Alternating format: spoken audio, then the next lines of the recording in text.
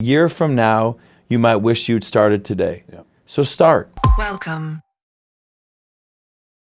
back. Well, it's exciting to be back. Listen, I'm excited. I'm excited for the listener because I think, just this morning, we did our episode, I don't know, quite a while ago now. Yeah, it's probably been a year? 8-9 months. Right, at least? Yeah, So I got a message this morning.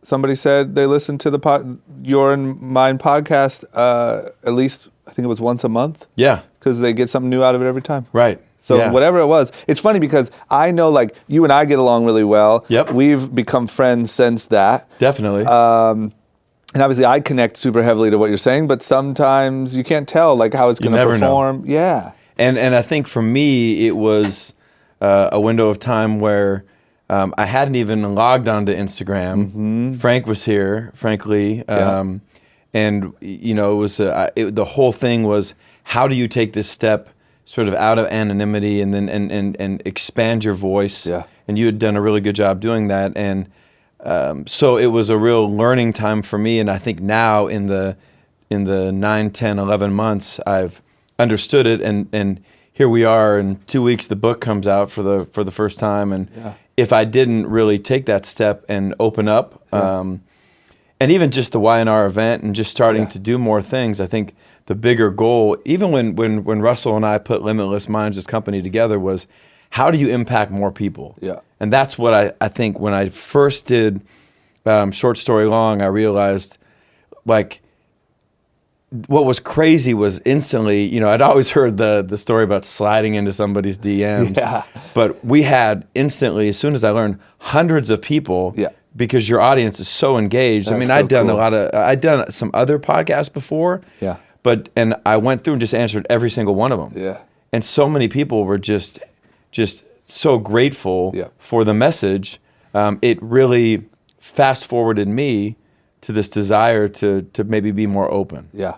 Yeah, well, that's huge. And I'm glad that even if I played a small part in that, I'm very thankful. Because I think you and I are on a similar journey. You are much better equipped to actually do this, but the journey is, how do you let more people know that these things exist? Right. And so I've even noticed it on this show. Like, I really started doing stuff like this and talking to people like you because plain and simply, no other reason, it was helping me. Right. So my whole thing was like, when it started, get to 10 years. Yeah, exactly. Right. We just celebrated. You just celebrated 10 years, and you have a platform which is a very successful business, and you have a highly engaged audience, and you're using it in a win-win, in a way to expose other people. But you know what? If they don't engage, then they don't have to listen. Yeah. But you're educating. Look, the whole premise we first talked about is problems shouldn't be our impetus for improvement. Mm-hmm. Our greatness should be. Yeah. So if I have a really good company, I want to get better. I don't have to wait till all of a sudden we're EBITDA negative or we're really struggling. Yeah. And then you're educating yourself, and you have sort of your Lethal Weapon 3. You guys have your small group, and you guys are having a blast and having fun. Yeah. But you're providing a lot of education for yourself. Yeah, 100%. And that's what I think. To being honest, like, I came from small town Ohio. I always had drive and ambition, but there were a lot of bad qualities and a lot of problems in there. But luckily, the drive and the ambition were like my motor, right? It got me to LA. It got me to start a business. It got me to jump on these TV shows and do stuff that were out of my comfort zone. Yep. But there were still a lot of problems. And I think when I started finding this type of information, it was like, oh my God. Like, it was literally as if I found a college somewhere hidden in the mountains that taught you all of these skills like you learn in school, but like all these way more useful ones that you didn't even know existed. Right. And then you start digging around and you find that there's people like you and there's people like Russell that are using these tools, and there's people like, and oh my gosh. And I think that, like, I don't know, like, it so commonly gets mistaken for something that it isn't. Like, I feel like people have to misconstrue what you do quite often. Well, I think it's probably the most frustrating part of, and every question I'm asked, like what do you do? Explain what you do. And broadly speaking, the only real explanation is, that everybody's some type of cousin of Tony Robbins. Yeah.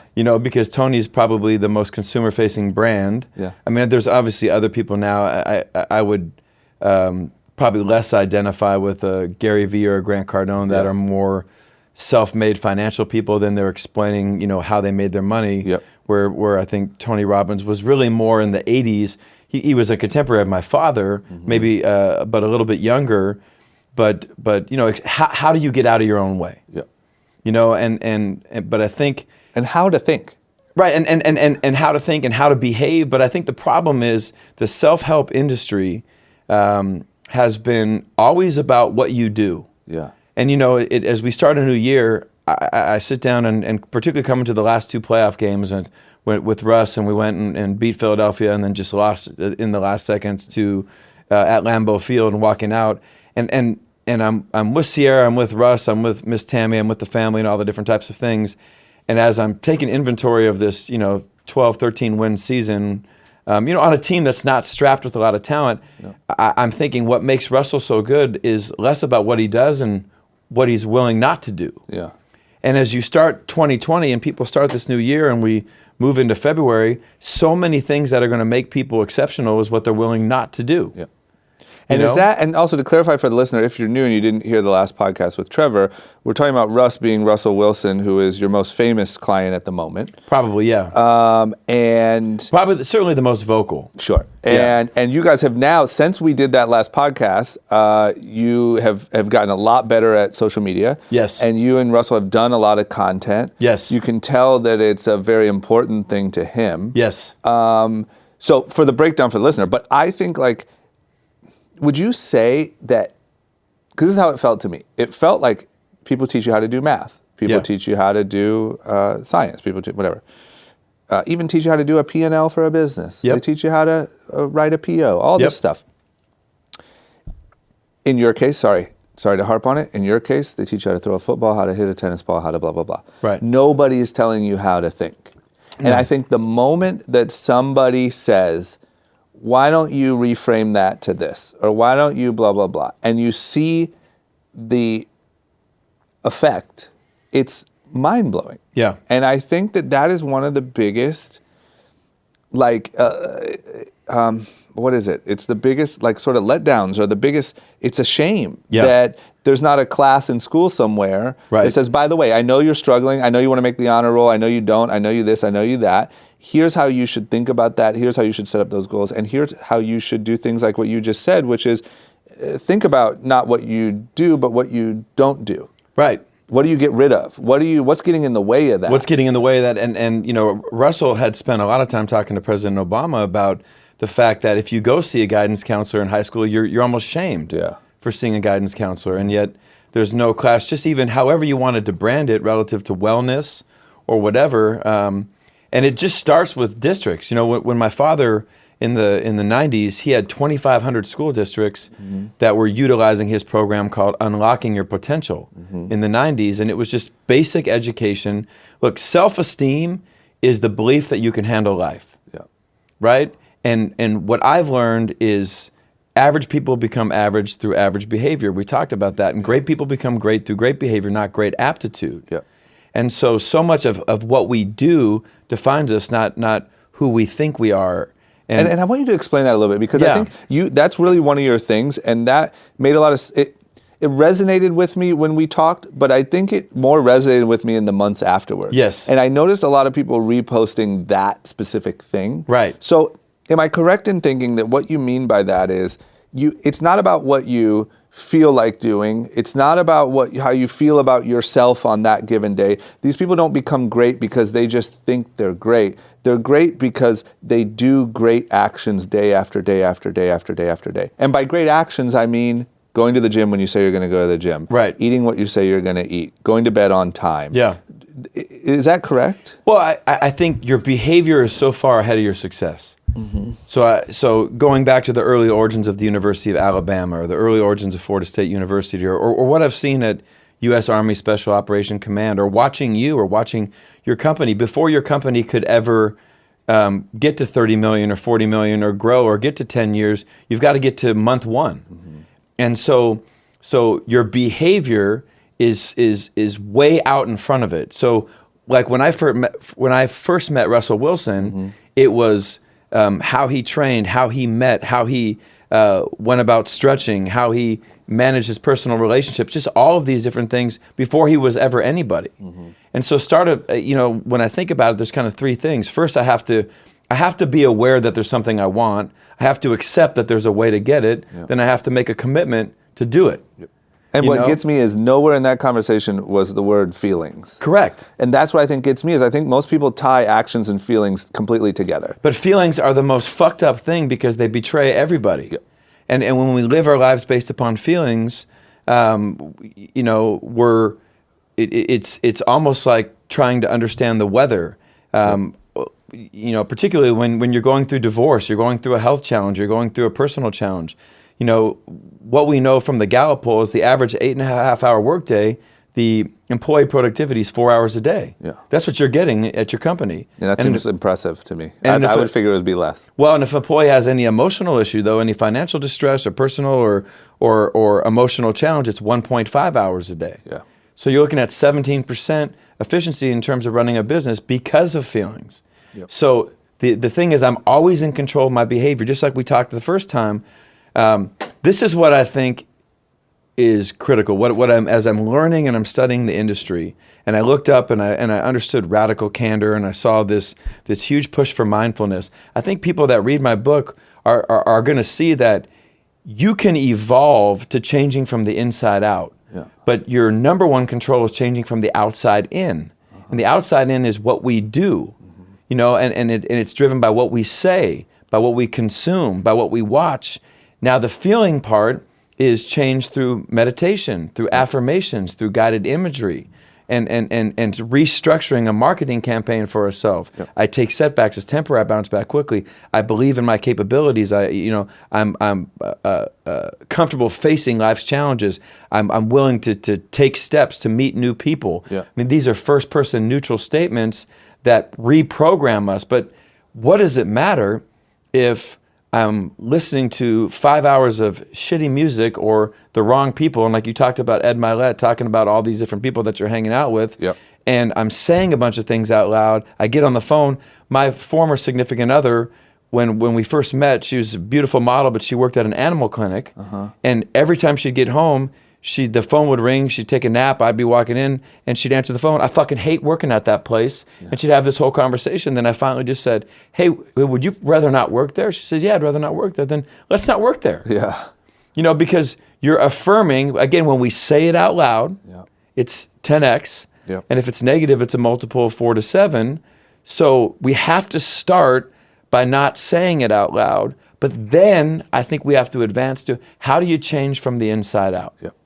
And I think what gets me is I think that one of the biggest misconceptions in personal development or achievement or evolving or becoming who you want to become is that actions follow feelings. Right. When in all actuality, they can, but you're not in control of your feelings, really. No. So if you're planning on letting your actions follow your feelings, then that means that what you're going to do every day is up to the whims of whatever's going to happen. Correct. Right? So if instead you realize that feelings can also follow actions, and you're pretty much 100% in control of your actions, you now control your entire outcome of every single day. Because one thing that I've noticed is I work out a few days a week, right? Yep. Not the most fit guy in the whole world, but love it. It's a huge part of my life.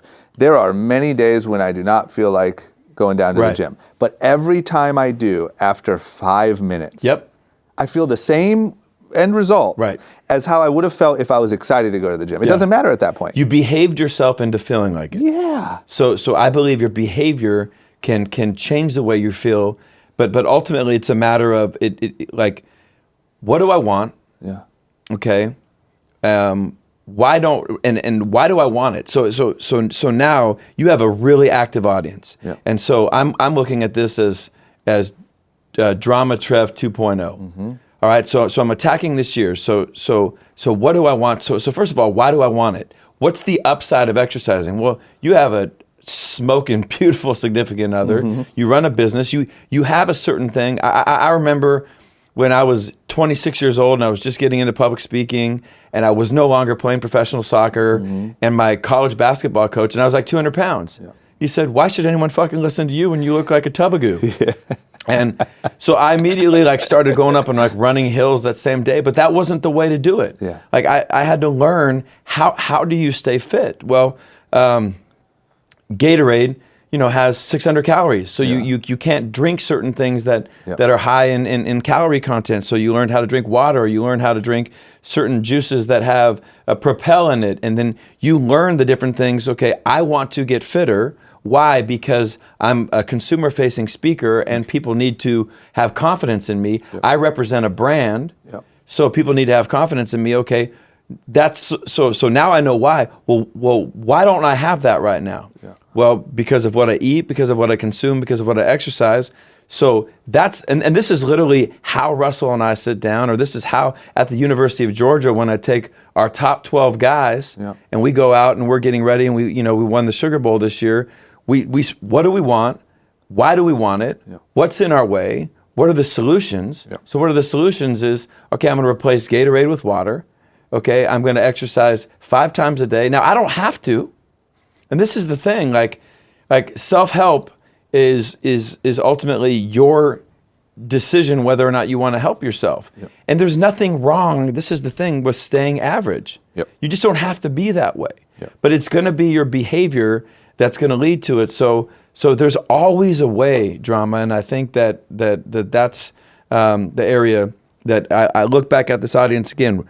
What do I want? Why do I want it? Why don't I have it? What are the solutions to getting it? And what's my plan? Yeah.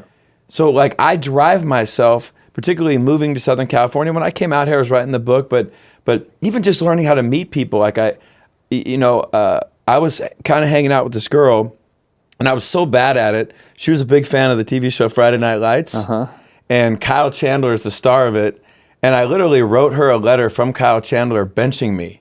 Like I was a Friday Night Lights quarterback. Like this guy doesn't deserve to even talk to you for about 3 months until he learns how to talk to people. Yeah. And I went, man, I'm hanging out with Eric Chavez and some of these top baseball players from the Angels, and I'm like, hey man, how do you send a text message? Yeah. Like I had to learn how to meet people. Yeah. Yep. And it's crazy, but it's the behavior. Oh wait, when you send a text message, if they don't send it back within the next 30 seconds, they don't hate you. Yeah. No, it's like a whole new world, right? Yeah. I remember that when you were first signing on Instagram. You're like, so what? A DM is a what? What's a DM and all those things? But think about that. Like managing relationships is about behavior. Yeah. But if you let your feelings guide it. Yeah. Well, I sent her a message and she didn't respond. Yeah. And then, I ultimately had to realize, okay, I suck at meeting people. Then you get better, and then you maybe go over the top, and then you find some middle ground. Yeah. It's so true, man. I think when you really take so much of this and break it down to behavior, it just, I don't know, it just really, it really makes such a difference. I think another big misconception, I want to ask you this because you deal with a lot of athletes who, I might set a goal for myself at the end of this year. Right. And if I hit it, I don't necessarily get recognized on TV. There's no stadium of people cheering for me. Yep. There's no trophy, right? I don't get the same payoff. Right. So I'm curious if this thought aligns with your world. But one thing that I really learned, once again, big misconception, is that the true joy and the way you find happiness is by accomplishing your goals. When in all actuality, what I've learned is true happiness, which is day-to-day happiness, is knowing what my goal is and feeling like I moved a little bit closer to it today. Do you notice that in your guys and girls too, or? It's tough. It's because I think you have micro and macro, and you have all sorts of different types of things. My dad used to always say, if you are what you do, then when you don't, you aren't. Mm-hmm. And I always thought that was such a crazy way of looking at it. But if you are what you do, then when you don't, you aren't. So if I define myself by what I'm accomplishing, then if I'm not accomplishing it, then I'm nothing. Mm-hmm. And so I don't think we can measure ourselves by our goals. Yeah. Don't you think this, like if Russell Wilson is a Super Bowl champion, that means he's a Super Bowl champion on today. Right. Even though they just got knocked out still today, Right. he is acting like a Super Bowl champion. Right. And that will pay off down the road. And if he doesn't, then you're not that. Right. And the only thing you can do is align yourself with look, successful people simply do what unsuccessful people don't like to do. Yeah. But there's nothing wrong with not liking to do it. Yeah. But this is my point. I mean, it's out there for everybody. I've seen so many examples. Probably one of the best stories we talk about, in the book is the plan around the Super Bowl and then the plan after Russ throws the interception. But we go into this athlete that a lot of people won't know, and his name was Fred Taylor. And Fred was this talented running back from Belle Glade, and people probably don't know as much about the South, but Belle Glade's and Pahokee are famous in southeast Florida for chasing rabbits. And it's basically where all the penitentiaries are in Florida. So Fred came out of this tough environment. Well, there was an agent named Tank Black in the 90s, and he stole all his players' money. And Fred lost all his signing bonus. And then Fred had all these injuries, and basically through his first 4 years, he'd missed half his games, and he was about to be out of football. Now, Tom Coughlin, who's a very intense man, ends up hiring myself and my former business partner, Chad Bowling, to be the mental conditioning coaches for the Jacksonville Jaguars. Well, fuck, I'm 24 years old. Chad's 26. The players are like 31. Yeah. But there's, sports psychology is not a real growth industry. We'd worked with football players getting ready for the draft. He said, if we can't get this Fred Taylor guy right, we're not going to win. I'm not going to keep my job. Yeah. And they tried clinical psychologists, and my job is not clinical. My job is more helping people. But this is what's crazy is I remember sitting down with Fred, and we talk about it at length, and he's open about it. And she said, what do you want to do, man? He just says, I just want to fucking play 16 games. Yeah. And that's what a season is, 16 games. Yeah. Why? Why do you want to play it? Man, I want to play it for myself. I want to play it for my family. I hate my nickname. His nickname was Fragile Fred. That's the worst nickname you could have. Yeah. Right? That'd be like dirty drama. When you have even worse. I mean, you could be dirty and tough and people respect you. Right. But fragile is not what you want as a running back. And this guy's 6'2", 230, runs a 4.3. So, and then we basically said, all right, give us 2 days. And what we want to do, and I think this goes to the behavior conversation. Yeah. I said, we're going to look around the 53-man roster, and we're going to see how many guys have played 2 contracts and are going into their 3rd contract. Well, sure enough, there were 17 out of the 53 players in Jacksonville that were on their 2nd contract. And we wanted to see, are there common denominators? Think about your workplace. Think about your environment. Think about your friends. Think about, are there the great thing about that dinner we first met was all the common denominators. Yeah, a lot of people do different things, but this is Michael Mente. This is drama. This is, these are the top people all these people that are, yes, everybody's different, but man, there's a lot of common denominators that make those people successful. So we found 2 things. We go back in the room, sit down with Fred, and said, there's 2 things that everybody does. Okay, the average meeting starts at 8:35 in the NFL. Okay, Fred showed up at 8:25. All 17 of those players showed up at 6:30 or earlier. Okay. Now, the second thing they did was everybody at the end of the day, before they went home, they took an ice bath. So we sat down with Fred and he said, you really want to play all 16 games? I said, yeah. Okay, what we're going to do this year is for the duration of the season, you're going to show up every morning at 6:30 or earlier, and you're going to take an ice bath. He says, what the fuck am I going to do at 6:30? He said, bro, we have no idea. He said, you have no idea? I said, no. But there must be something that these people are doing. And secondly, I don't like ice. So we designed aqua socks back in the aqua socks day where we can cover his toe. Yeah. And he agreed to do it. And we made a plan that every week we were going to go out there on Wednesdays or Thursdays and hold him accountable for his goal. Yeah. But his behavior, so he starts coming at 6:30. Well, now he starts seeing all these things that other people are doing with their core and their stretching and their flexibility. He develops a relationship with Joe Sheehan, the trainer. And then the ice baths now adjust him, and they, essentially what they do, they constrict a lot of the blood flow so his body recovers quicker. Well, now to get up at 6 in the morning and to make it, he's got to go to bed earlier. Yeah. And in the South, they have this thing called the Bermuda Triangle. Bermuda Triangle fucks athletes up, man. It's when you live in Jacksonville or you live in New Orleans or you live in Tampa or you live in Miami, and you finish your game on Sunday, and you disappear for 2.5 days. You're rolling the Gold Club in Atlanta, you're rolling down to Miami, you're rolling down to Tampa, you're rolling to New Orleans. And that's what those guys do because they live fast and they live hard because they've never had anything. So this guy makes this adjustments. Well, sure enough, He plays 46 games in a row. Okay, retires with over 11,000 yards and is one of the top 10 rushers in the history of football. You don't hear about him as much because he played in Jacksonville, but if you were to say what changed his career, and he talks about it, it wasn't his gifts got better, it wasn't, he started acting like the guys who play longer. Yeah. So how many of the people in this audience are behaving like dumbasses? Yeah. But you know what? The whole idea of being neutral means I'm accountable for what I've done up until, January 17th. Yeah. I'm accountable for that. But who I am going forward is based upon what I do, not how I feel about what I've done. And that's where feelings will betray you, but you're going to be defined in the doing. Yeah. And Fred was a great example. And think about who you were in Ohio versus who you were in LA. Yeah. Think about who you were in 2018 versus when you started with Rob. Yeah. I mean, when I went to your event, Rob, it was the most amazing just listening to him talk. Yeah. All these different interests, and I get so intimidated about being an entrepreneur. I have 2 companies, and I'm intimidated by it. And your cousin has 20. Yeah. And Russell's carrying his bags and wearing his stuff, and I literally watched Russell carrying your cousin's stuff. Yeah. And it's just incredible, but it's a mindset. Yeah. Yeah, it's so true. And I've even noticed it, like, as I get more, now that I kind of am learning, I still have a long way to go with, like, the discipline element of it all, but, like, as I learn more about it, I now can feel it happening. So, like, for instance, just using fitness as an example, because it's the easiest example. I started working out 3 days a week. I was constantly sore, feeling like shit, whatever, for so long. Finally, I got over that. I started feeling good. Then I started boxing. So now I added a 4th day, which is boxing. Then I feel like shit. Then I added a 5th day, which is boxing again, because now I really like boxing. So the point is, but I'm getting to the point where I could feel momentum.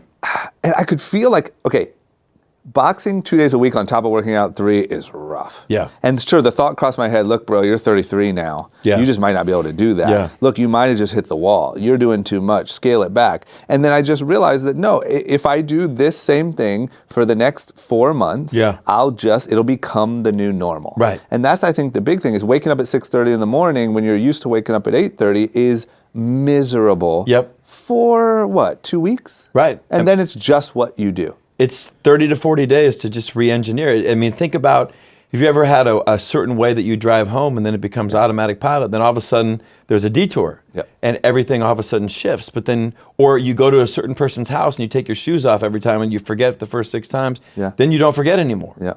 So it becomes that automatic pilot. That's why I think, like, I guess what I'm trying to get at in that is, like, the little bit of hope there that I want to give people is, like, it doesn't feel on day 60 like it felt on day 1. Right. So, like, if you look at any of the athletes that you deal with life, if I probably looked at Russell Wilson's life and schedule, I'd be like, holy shit, that seems miserable. Right. I'm guessing to him, for the most part, it's autopilot It's now, life. right? But I think what we have to think about, to short story long, is really evaluate your autopilot. Mm-hmm.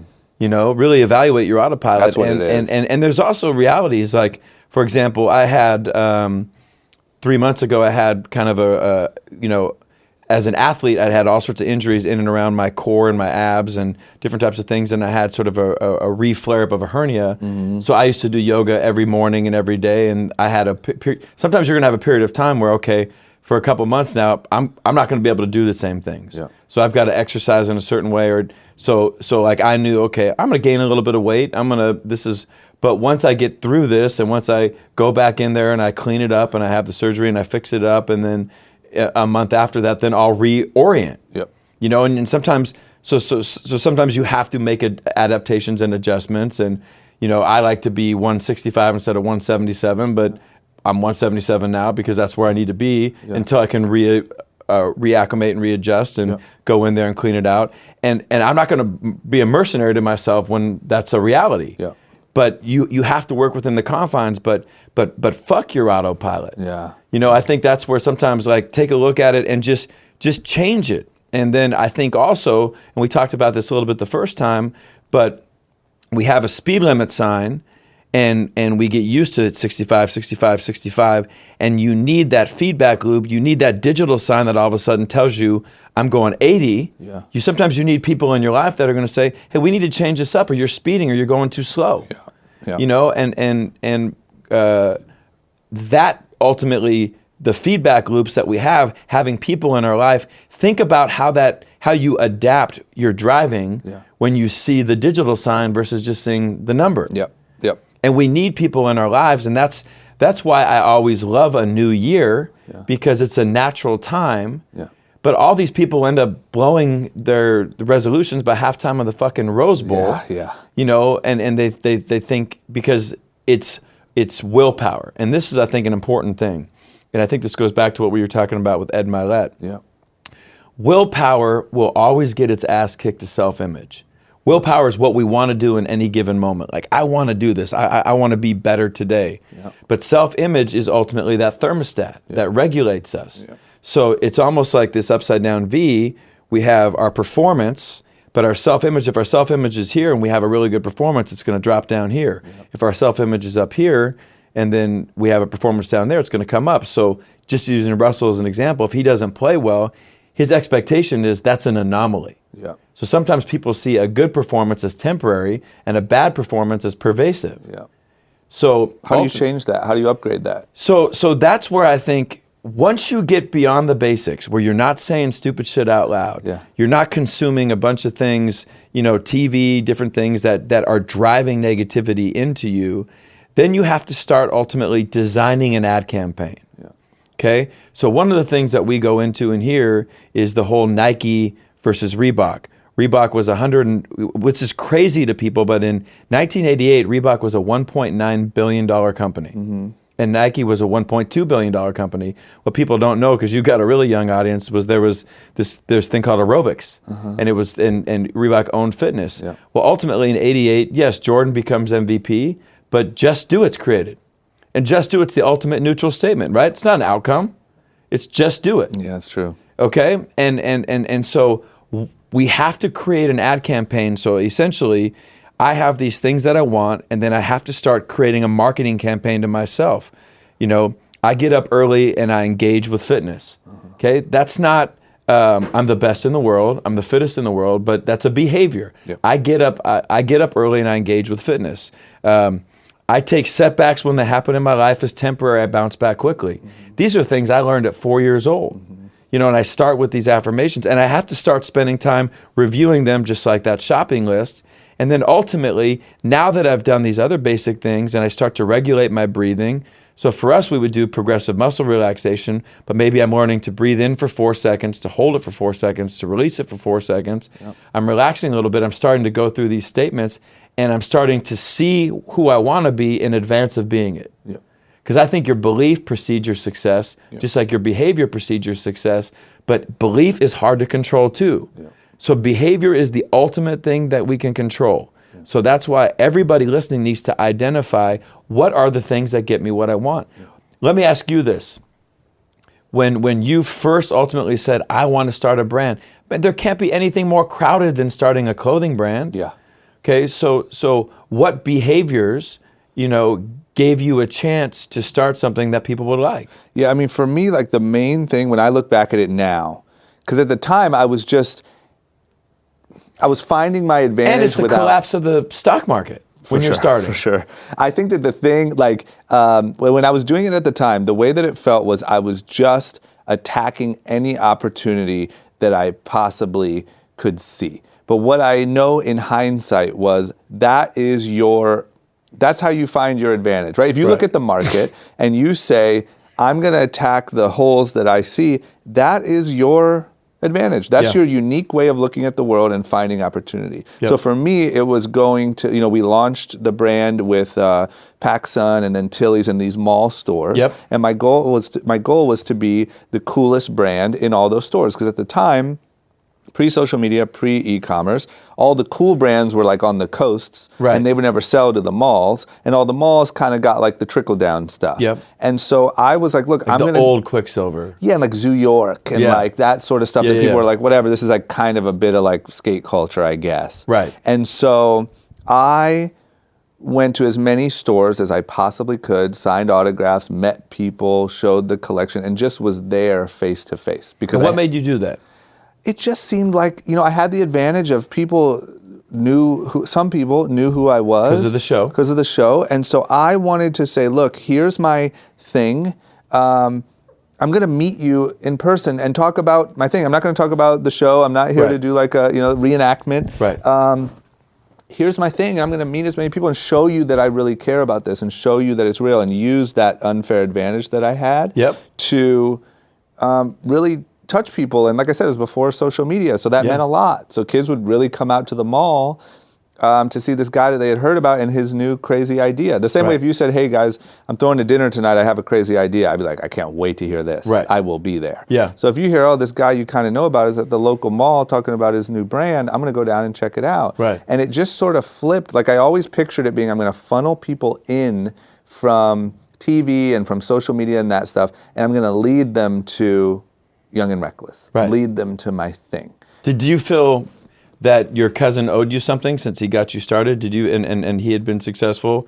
Did you feel like, I need Rob to do this for me? Or I did. And here's the honest answer. Yeah. When I first came up with the idea, I was like, okay, he's the one who knows how to make this happen. Right. And I took it to him and he said, go do it. I don't have the time. And it was actually an expert. He didn't mean to do this. We joke about it now. Yeah. But it was exactly what needed to happen. And it was kind of in line with what you're saying with, look, I'm not going to help you. I just don't have the time. It wasn't a diss. It was, I just don't have the time. Right. I was devastated. But having no choice but to go meet people and try to find business partners and figure out what a business partner even was and find the right match. And at 22 years old, going around town trying to pitch a clothing line is the only reason why Young and Reckless is still alive today. Because if it would have been a help me out, here's a brand for you thing. Yeah, no shot. I would have been dead in 3 years. Right.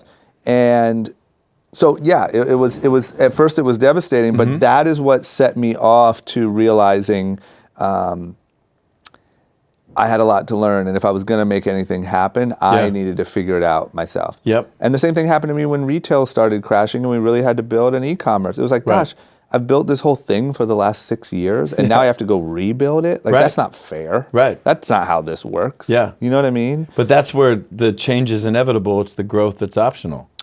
Yeah.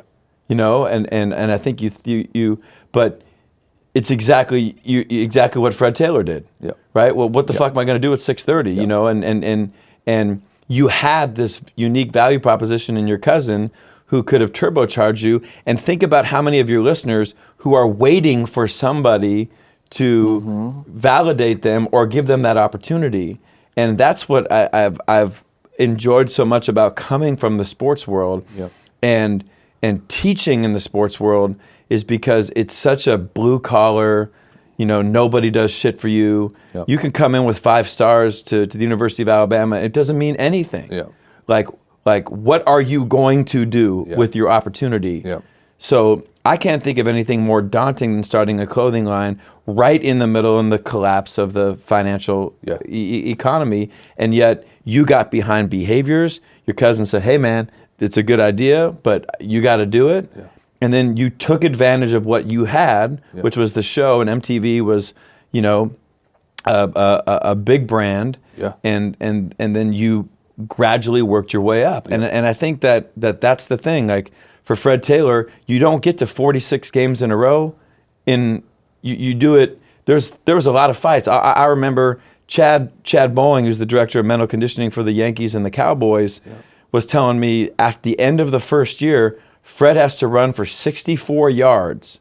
And if he runs for 64 yards, he gets a $750,000 bonus. But his body was fucking torn up. Right? Again, when you play in the National Football League and you're a running back and you average more than 20 carries, you experience the exact same thing as a head-on collision going 65 miles per hour. That's the truth. That's why a lot of these guys are retiring. So he's at a point where he doesn't want to play.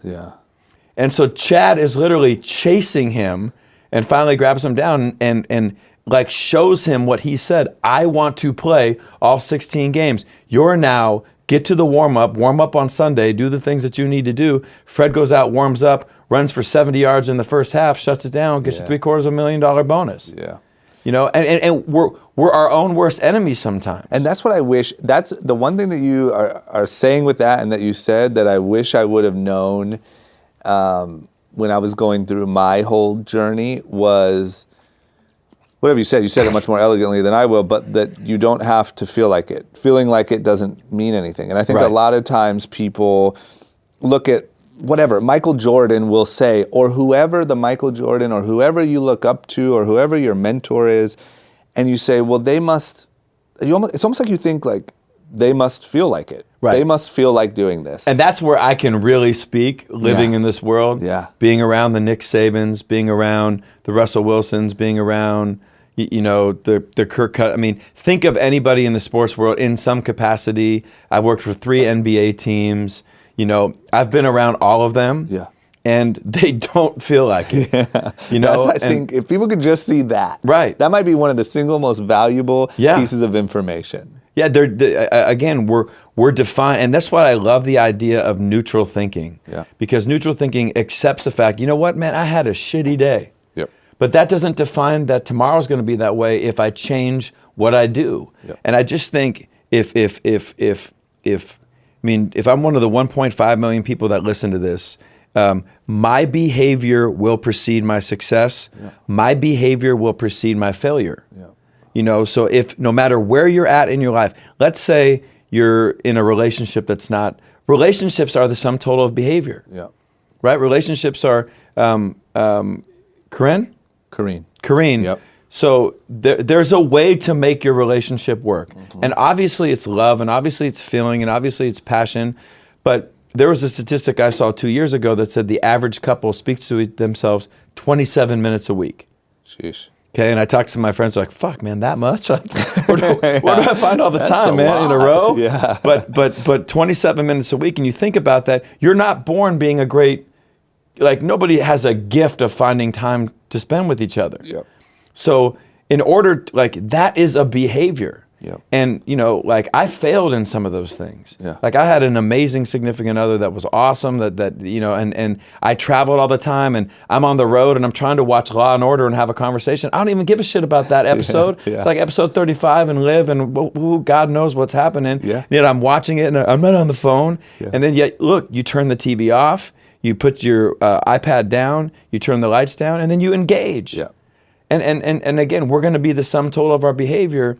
And I still think the self-help industry is not talking enough about that. Yeah, I agree. And I think that like the thing that loses a lot of people, that's why your neutral thinking thing is so good, is because I think the thing that loses a lot of people is the kind of hippie stuff, for lack of a better way to say it. And that's what I love about your stuff. And I see why it works so well with people like athletes and stuff like that, is there's no like, oh, just put out good energy and good things come to you. And you know, like it's so practical. And I think another thing that blew me away from our last podcast was what you just said about how you're, you know, not letting a bad day affect the next day. Or not letting, like I picture it but this you way. own it. But you got to own. But you got to own your bad Don't make day. believe. Don't say it didn't happen. The universe is doing this for all of my future dreams. Like my point is, I always picture it like this. If I'm meeting, if let's say I'm going from room to room and I'm meeting different people. And I walk in one room, I meet that person, and they're just an asshole. I just hate them, and I blah, blah, blah. And I walk out of that room and into the next room, and so I'm an asshole to that person now because I'm in a bad mood. Well, little did I know that could have been the person that changed my life or gave me the opportunity that I was waiting for.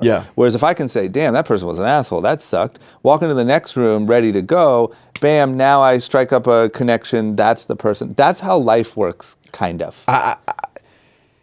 Look, I just think there's the whole idea of accountability. I just as you were talking, I was remembering this conversation. So I'm with literally one of the best quarterbacks in the country a couple years ago in a Heisman campaign, but he's got a backup that's every bit as good as him, and we lost a game. Right? In the world I live in, you lose one game, it's almost like everything's over. Right? And I had to go sit down in a room with him, and we're waiting. We meet every morning of the games. And I literally had to sit down and tell him, you got one half. Like, and be honest, like, you got one half. If you don't play well in the first half of this game, the whole trajectory of your career could change because that dude's ass is coming into play. And that's the real world. However, I could look at him and say, but you're good enough to play a great half and win yourself another half if you go out and do what you're fucking capable of doing. Yeah. And so how do we do that? Yeah. You know, we on third down, we stay engaged. We make the calls. We understand all these. We focus on all the things that we need to do. And do I believe in energy? Of course, there's something to energy. Do I believe in positive thinking? It has its place in the absence of negativity.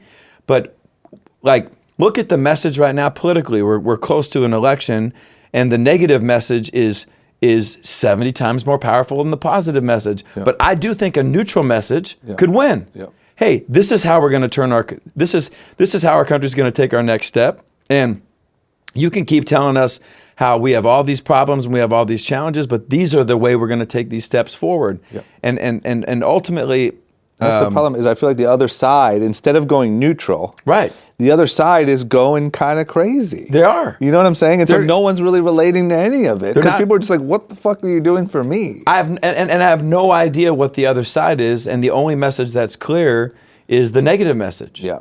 And so that's where I think the consumption of it. And I found myself, today is Martin Luther King Day, and I found myself today just. And I never normally do it, but I have YouTube TV, and I found myself like kind of falling asleep to the impeachment. Yeah. And then I'm like, like, why am I watching this? Yeah. And as much as I try to, I try to always like have a balance. Okay, like I'm going to watch a Chris Wallace episode. I'm going to watch an Anderson Cooper. I'm going to watch a BBC. And I give myself 3 hours a week just to know what's going on. Yeah. But if I go above and beyond that, it's just everybody saying the same thing. So, it's fascinating what I've learned, and it's crazy because I'm addicted to short story long, just because you have so many different things. And where I think in the 10 months I've kind of found where I fit, because you've had so many different, really, really bright. Because there is something to the energy, there is something to the meditation, for sure. There is something to the mindfulness, but we need an introduction to self-help. Yeah. And this is where I think my book's going to have a place. Yep. And I think I have a 45 IQ, compared to a lot of other people. I think when it comes to this particular field, because of how my dad engineered me, I might be triple digits, maybe 100 IQ. Uh-huh. But I think that we need a starting place. Think of a golf course. Augusta National is the best golf course in Georgia, in the world, and very few people could ever play it. Yeah. I think the way we've engineered neutral thinking, behavior-based thinking, non-judgmental thinking, non-bias-based thinking, a lot of what this is a public golf course. Yeah. $8 to play. Yeah. Right? You still got to show up there, but you're going to learn the basics. Yeah. Right? It's not sexy, it's not beautiful, but I'm going to learn what I say out loud is 10 times more powerful. It's negative, it's 4 to 7 times more powerful. My behavior precedes my success. I'm going to learn a lot of the basic fundamentals. If I watch 3 minutes of news, I increase my probability by 27% that I'll say I had a shitty day. Yeah. So I'm in control of what I watch. If I listen to country music while I'm going through a divorce or I'm going through a breakup, then I'm going to have a force multiplier, making my sadness a multiple of X. Yep. Through so versus listening to different types of music. And I think if we could just have that. Yep. Like I feel like I have the middle school definition. Yeah, but I want to correct you. I don't know. I want to just say, as a guy who's done all of those interviews that you talked about and who soaks in a lot of content about this stuff and the biology of intention and positive, like I've read it all. Yes, I've really looked at all of it. You're a huge consumer of it. And I do think there's something to all of it. There's not one particular thing that I am hating on, just to be clear. Right. Because there's something to all of it. But I don't look at you as an introductory or a middle school or any of that stuff. I look at you as extremely practical. Right. It's like, I think that if you went to all the Tony Robbins things and you read all the meditation and all the blah, blah, blah, what are we trying to do? Right. We're trying to just get you to act differently. Right. That's it. You're true. Because I don't think any one of those people will say that you can lay in a bed and wish for a mansion and one day you're going to wake up in a mansion. Agreed. Everyone's just trying to get you to act. Right. They're just taking all of these crazy ways. Some of them might work. Yeah. What I love about your stuff is it's like, look, I'm not asking you to believe anything crazy. Right. I'm not telling you about epigenetics or any of that shit. No. I'm saying, look, dude, your negativity is messing you up. Right. Your externalization of it is fucking you up. Big time. And it's weaponizing you against you. And here's stats and proven in studies. It's not Right. like you're not saying like, trust me. Right. And then it's just do this. If you Right. say that you want to be the manager at your local store, find out what a manager does, Right. or the best you can figure it out, Right. and start doing that. And get in alignment with it. And I think what the book really tries to prove is it proves that negative thinking is the most powerful weapon we have against ourselves, particularly the externalization, the consumption of it. Yeah. And I go into a crazy story about where I did a hostage experiment, and we don't have time to go into it, but I took I can't wait to read 26 days, and I was right in the middle of my divorce and right in the middle of adversity. I was going through a crazy lawsuit that had nothing to do with anything. And a friend of mine from the Naval Special Warfare community, a SEAL, an active duty SEAL, said, you're in the toughest time of your life, double down on your own beliefs and put yourself in the most adversity you can be and see if your beliefs about the power of language and the power of neutral thinking would actually work if you were to consume the same level of toxic negativity that we would give a hostage in Afghanistan. Yeah. So I did it. Yeah. I did it. I volunteered to do it for 28 days. Oh my gosh. And what are you getting? What type of stuff are you? So I did an hour of the worst type of, so I had basically I had a 4-hour cocktail of things to listen to. Okay. So for me, it was an hour of a very specific type of news that I would listen to on Sirius Radio. Mm-hmm. It was an hour and a half to 2 hours of Megadeth, Anthrax, very specific kind of that type of music. And then an hour of new country, Sam Hunt, Jake Owen, all those guys, it's sad, or Keith why? Urban. Well, for me, because of where I was at in my life. Oh, like breakup music. It was breakup music. Yeah, got it. And so... so you just tortured yourself. So for 4 hours a day, I did this. At the same point, I'm going through all these different types of things. And essentially, as the book talks about, 3/4 of the way through, I folded, and I was almost to a state of clinical depression. Yeah. And how we evaluated all my text messages. How did my text messages change? Yeah. And drama like... I used to be able to see my life clearly forward. Like all I could see was my life backwards and everything looked clear. I'm thinking about girls I dated in middle school and how maybe they would like me. Yeah. I can't see anything forward. Yeah. And it was the craziest feeling. And ultimately what the SEAL wanted me to do was, as powerful as what we say out loud is, it's also equally powerful what we consume. Yeah. And that's what we control. And people say, well, what about my work environment? Well, you have your 8-hour, you have your 10-hour work environment, but what are you watching when you get home? Yeah. What are you listening to in your car? What are you saying on your phone? Yeah. What are you consuming in your life? What podcasts are you listening to? What are you saying out loud? And I do think, while I do say that's an intro, if you do get that right, drama, if you get that right, then you add meditation, then you add affirmations, then you add the power of positive thinking. In the absence of negative, I still think positive is secondary because positive is always connected to an outcome.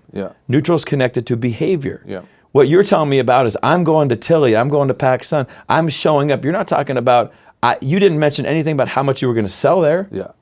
You were going to show up. So I do think that there is a place. Now I think where some people in the mindfulness movement who their only goal is dealing with you. And you're already self-actualized because you study and you read this. I want something for everybody. That's the only way we're ever going to teach it in school. And if we have it for everybody. And I just want to quickly, because it came to mind, your one thing where you said, because a couple things.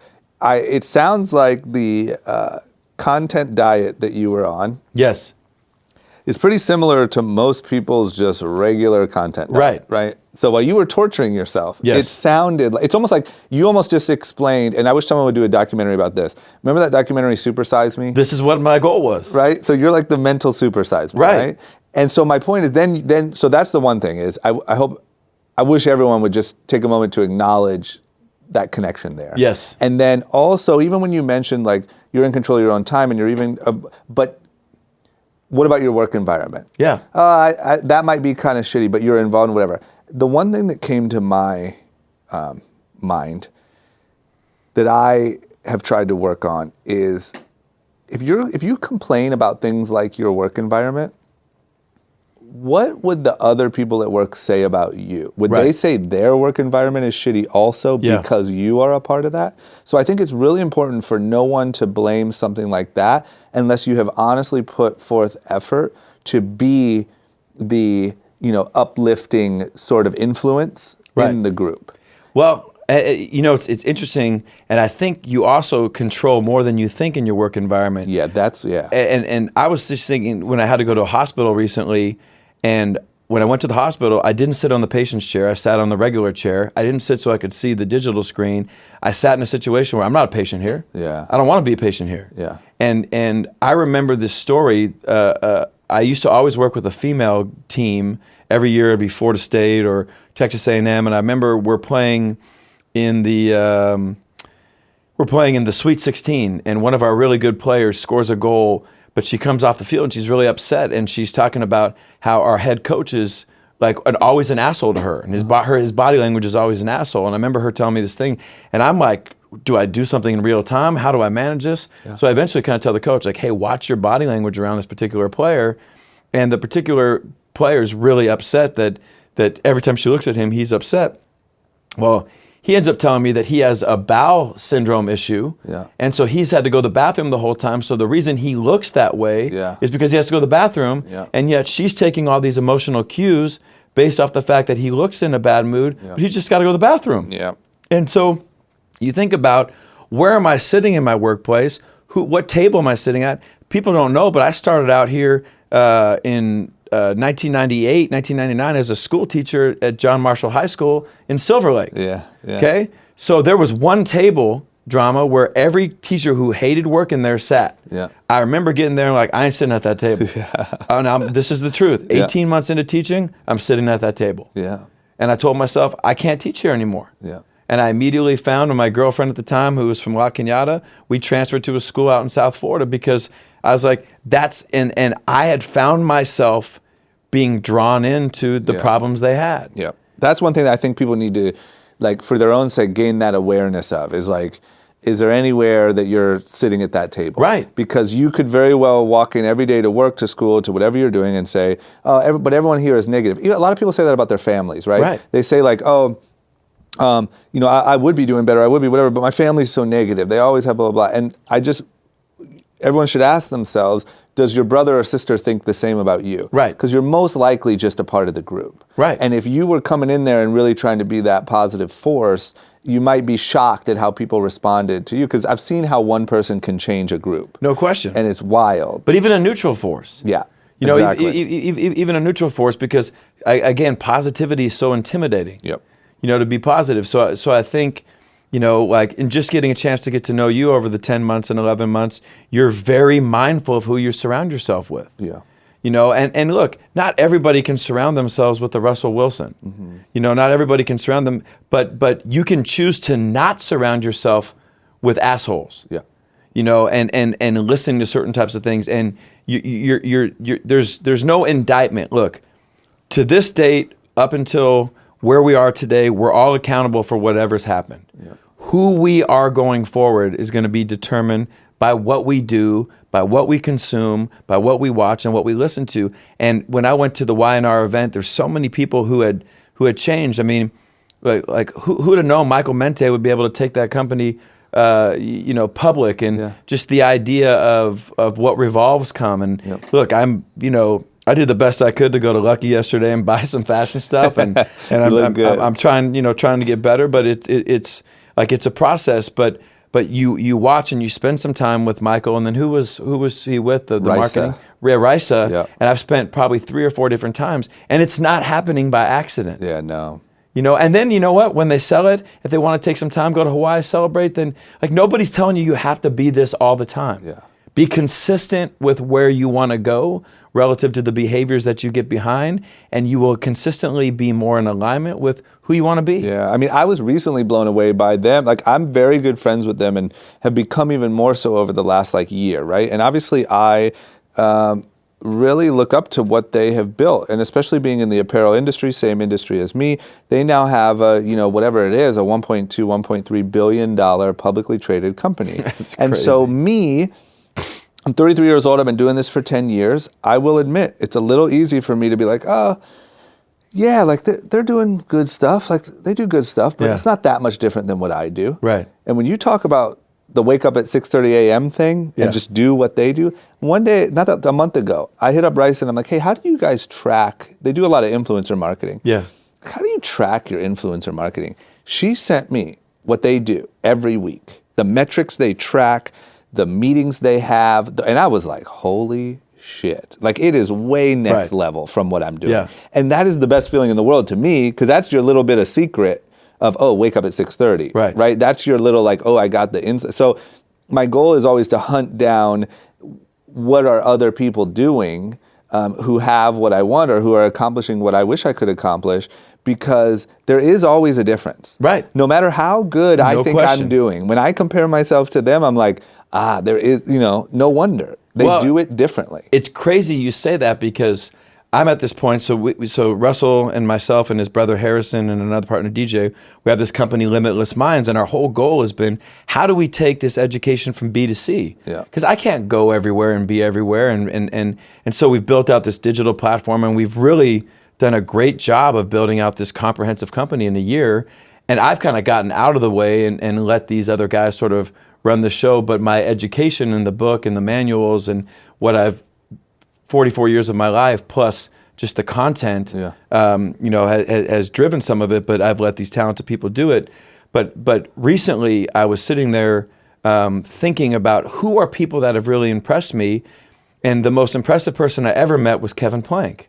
Mm-hmm. And for people who don't know Kevin Plank, he's the CEO and founder of Under Armour, and he's got a really crazy story. So I reached out to a friend of his, and I've known Kevin because I helped, when I worked at IMG Academy, I helped do our deal, which with IMG Academy is this 500-acre training facility where all these athletes train, to make it an Under Armour facility. But we also had this idea of creating an SAT for human performance called Combine 360. So I got to spend a lot of time around Kevin. Well, I reached out recently thinking I'm at a point in my life where our business could go big. And I've always been small. Yeah, I'm good at what I do and I'm successful, but I've never been had a ton of money. I've always achieved a lot, but I've never scored. You know what I mean? So I reached out and I get a meeting on the books with Kevin Plank on the phone. So 3 days ago, I get to talk to Kevin Plank. And for those of you that don't know Kevin, Under Armour there was no Under Armour. There was nothing like that until it became it. And we talked for about 25 minutes on the phone. Mm-hmm. And over the years, we've developed a good relationship, and I'm comfortable being around successful people as you are. And I don't like fucking around with average people. I like being around greatness. But he talked to me about their marketing campaign now, which I just saw the first commercial yesterday. The only way is through. And he said, gone are the days when we can put shoes on Russell Wilson and market. And he was talking about all these influencers and all the influencer marketing. He's talking about the same things that Michael Mente is doing for Revolve for Under Armour. And all these different conversations, and talking to Kevin in 2020 versus the last time I talked to him maybe in 2017, you saw, and this is a guy that's probably late 40s, early 50s, $4 billion company, but Under Armour, had this trajectory and then started going the other way. And now you hear how he's adapting and adjusting, but he also said something that was really powerful. Don't let other people control your narrative. Take control of your narrative. So there are people that are listening to this podcast right now that are letting other people define them, that are letting their boss define them, their significant other define them, people in their life, their friends define them. Take control of your narrative. So sometimes in business, it might be the New York Times that's controlling your narrative. Well, I want to control my fucking narrative. So this is who I'm going to be going forward. How am I going to be that? It's not magical thinking. It's going to be the right behaviors that put me in alignment with what I want, one day at a time. And I go back to Fred Taylor. Fred Taylor could not play 46 games in a row in one game. He had to do, what are the things? Show up at 6:30 in the morning, do the ice baths, and those were the common denominators. And how did we learn that? There are people in businesses, there are people in relationships, even just having a chance to spend time around you and Kareen, you have a really healthy relationship. And that's what makes relationships good. Yes, it's love and it's passion, but man, that stuff, it fades. I'll tell you one funny story about that, which could be useful to some people. When we started dating early on, we would notice, just like any relationship, these little things would happen, and you would kind of hold on to them. Yeah. Like, I didn't like the way you blah, blah, blah. I didn't like whatever. So I invented this thing called Vulnerable Sundays. And every Sunday at, let's say, 8 p.m., we sat down, and it was a chance to be vulnerable with each other and say what was on our mind, even if it was petty, even if it seemed stupid. And we'd sit and talk for sometimes 30 minutes, sometimes 3 hours. And every time it was like, wow. Like, not only did we get to the bottom of that, but now we feel so much more. Like, so we literally, and then, so she has this game called We're Not Really Strangers. And she ended up doing on her social media every Sunday, she does a Vulnerable Sunday where she asks her audience something vulnerable. But it came from that. So the point is, it took almost like systematizing.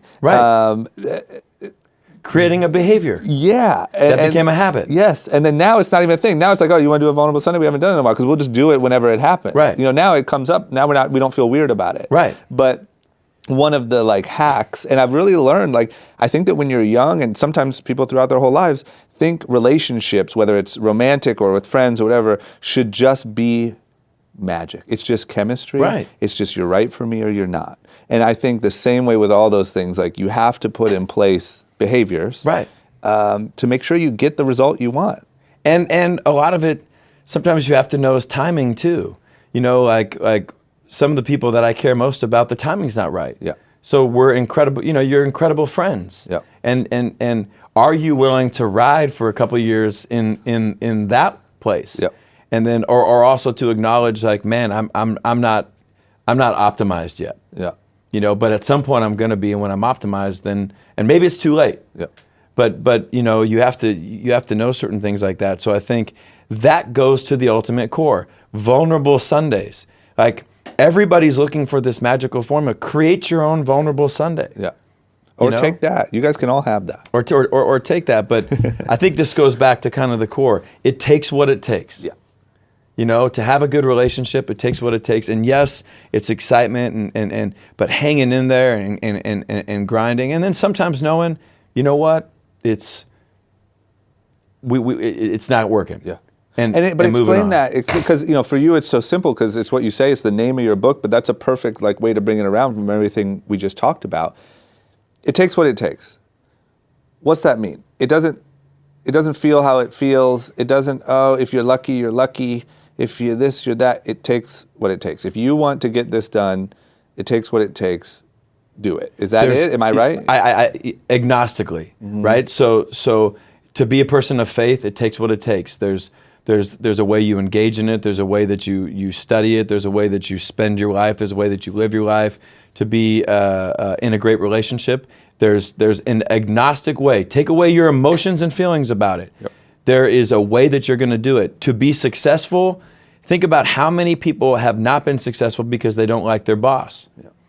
Well, there is a way to be good as a computer engineer. So it takes what it takes, regardless of how I feel about that. He's not winning or she's not winning because I'm doing a good job. I'm winning because I'm doing the things that allow my job to be successful.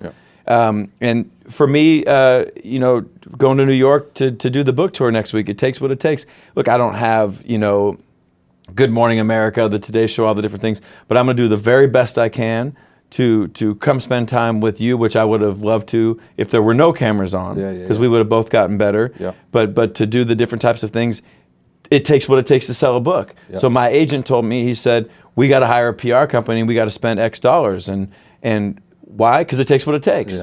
No, like, we don't want to look back and say we didn't do that. You know, and I think that so many people are spending time wondering, you know, what it could have been. Let's just fuck it. You know, like, no matter what's happened to this point, think about what you want, agnostically break it down. It takes what it takes, and then get behind doing it and just start today. My favorite quote is, a year from now, you might wish you'd started today. So start. So good. Let me ask you this. So you've now created this whole book. It looks incredible. I mean, this has to be the best feeling ever. It was pretty awesome. And Andy Staples from Sports Illustrated now at The Athletic, who wrote it, Russell did the foreword. I mean, it's just, for me, what I love about it, it's, you know, it's not Tolstoy, and it's not going to solve, you know, the fires in Australia, but it's an accurate look 12 chapters of how I view, the psychological architecture that makes people great. Yep. And that's it was a good feeling to get that done. And what do you hope it does? I hope it does create an introduction. I hope this idea of neutral thinking, which is going to be revolutionary, like who are you, right? Who are you to say, for hundreds of years we've had negative thinking and positive thinking. Yeah. Well, positive thinking just never worked for me. Yeah. Just never resonated for me. And I grew up, I'd be walking off the golf course with my dad and people would be saying all this stuff to him and say, hey, and again, my dad was one of the first authors of Chicken Soup for the Soul. He was the president of the National Association for Self-Esteem. He was Mr. Positive, and it didn't work. Yeah. But I knew that negative thinking was going to make things worse. Yeah. So where do you fall? I didn't want to fall there. Yeah. So I do think that this idea of neutral, which is that middle state of a car, we go from backwards to neutral to forwards. And if we get to neutral, just all right, what do I want to do next? I can still start going backwards again. Yeah. But I also can make a decision to go forward. So my goal is that people who've been intimidated by positivity will be less intimidated by being neutral. And my goal is that we'll create a state of thinking that has its own brand. Yeah. And that people can become neutral thinkers. And there are hundreds of thousands of people that already are. They just don't know. Yeah. There have been Tom Brady. We go into Jim Lovell from Apollo 13. Yeah. When 205,000 miles away from Earth, the limb explodes. Yeah. Well, positive thinking is not going to solve anything. Neither is negative thinking. So he's very practical. Yeah. And that's what this is built on. You know that drama, that this is all. My population has been football players, it's been military guys, it's been a population that isn't running a podcast like yours, that's not actively looking for help. So I've had to help a population that doesn't want to be helped. And ultimately, over the years, there's been a handful of the guys, and I think a large more that said, I get that negative thing, and you know what, neutral makes sense. And what's crazy is when you hear Kirby Smart from Georgia say, we built our program around being neutral. Or you hear DeAndre Swift, the #1 running back in the draft, saying what makes Jake Fromm, our quarterback at Georgia, he has an incredible ability to get to neutral. Yeah. And you hear Russell after a press conference talk, really my whole focus this game was staying neutral. I knew the first half we were down 21-3, we had to own it, but the second half could be different if we stayed neutral. Yeah. And then you sit there and you start thinking, that's pretty cool. Yeah, it's pretty cool. And I think that's one of many others. But I also think people will see I'm not that far from out of alignment with a lot of the other people. No. It's just once you got to get the basics first. Do simple better. Yeah. We just got to own the simplicity. I just want people, what am I consuming? What am I listening to? Who am I spending time with? All those things. Once we get that, then we can start going to my breathing and my affirmations and developing an ad campaign. Yeah. And then, there is a time and a place for energy. Yeah. I get it and I understand that. And there are people that give off great energy, but I think they're giving off great energy not magically, but because of what they do and who they surround themselves and what they're listening to. Yeah. Good stuff, man. When's it out? February what? February 4th. So the Super Bowl, unfortunately, Seattle's not playing in it, but the Super Bowl is about 2 weeks, I think. Yeah, February 2nd, so it comes out on the 4th. And so I'm excited. We're doing everything we can to pre-sell it. You can get it on Audible now. You can get it on Amazon. You can get it at Books A Million. You can get it at Barnes & Noble. And I think it'll be the best thing about a drama is it's an easy read. Yeah. Great. It's an easy read. And that was my goal because I'm a pretty easy person to comprehend. Good stuff, man. Well, listen, part 2 was a success. Loved it. I can't wait for part 3. Can't wait for part 3. Part 7, part 8. Part 8. I just love the conversation. And I love what you're doing, and I love the people that are staying engaged in learning more about how to get to the next level. Because, again, if we're not, life's not a rental car. Yeah. We don't clean rental cars. We don't give a shit about it. We take them from one place. This is your life. Yeah. You're taking care of it. So the more that we engage and the more that we learn from all the different experts, I think it's phenomenal. Where do people stay up to date? Instagram, is that your best? That's a great question. So trevormoawad.com, we're launching a subscription element, which is going to have sort of kind of a weekly podcast, just me talking about certain things. Nice. Thinkbig-gofar.com is our B2C company. So people who have businesses that say, hey, I want to buy Russell and I have created more than 150 micro digital videos that are like 3-minute conversations, just focusing on the illusion of choice or neutral thinking. Yep. So companies can buy into that. We can do seminars and things like that. And then, ultimately the Instagram, I think we've gotten a lot better. We're still at, 7,000, 8,000 people. It's a slow grind, but we created a show from Russell's original app called Trace Me, Dangerous Minds. Yep. And we're posting a lot of content that goes through and explores, but people get to see a conversation like this with myself and a quarterback. And he's just asking questions, and he's as educated as I am. And it tells you how empowered you can get once you learn. Yeah. Good stuff, man. Well, listen, thank you so much. You bet. Until the next time. My pleasure. Excited. Young Talk and to you reckless. soon. That's how we roll. Yes, sir. Guys, if you like that and you want to see more like it, as well as vlogs, other web series, and all the random stuff that I'm doing here on YouTube, don't forget to click that subscribe button. You won't regret it, I promise.